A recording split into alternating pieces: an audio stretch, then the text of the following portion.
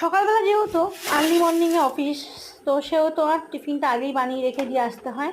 মেয়ে স্কুল যাবে, একা একাই কিন্তু রেডি হয়, একা একাই কিন্তু স্কুলে চলে যায়। মেয়ে আমার বিশাল বুদ্ধিমতী, ঠিক বাবার মতন হয়েছে। বাবাও যেরকম ভালো বুদ্ধি নিয়ে কাজ করে, মেয়েও সেরকম বুদ্ধিমতী। একটু শয়তানি বুদ্ধি করে অবশ্যই, কিন্তু অতটাও কিন্তু করে না। আবার আমাকে কিন্তু প্রচণ্ড পরিমাণে ভয়ও পায়, জানো তো। তোমাদের সাথে দেখো কত গল্প করতে করতে কিন্তু মেয়ের টিফিনটা রেডি করে ফেলেছি।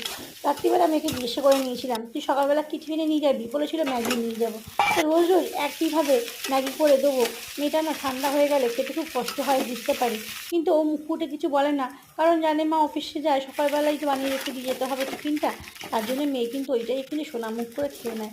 তা আজ ভাবলাম ম্যাগিটাকে একটু চাউমিনের পদ্ধতিতে রান্না করে ওকে টিফিন বক্সে দিয়ে দিই, দেখা যাক কেমন লাগে। আর এই টিফিন থেকে নিজেও একটু টিফিন নিয়ে অফিসে চলে এসেছি। আজকে এই পর্যন্তই, আবার পরের দিন চলে আসবো অন্য কোনো রান্না নিয়ে। তোমাদের কেমন লাগলো অবশ্যই কিন্তু কমেন্ট করো।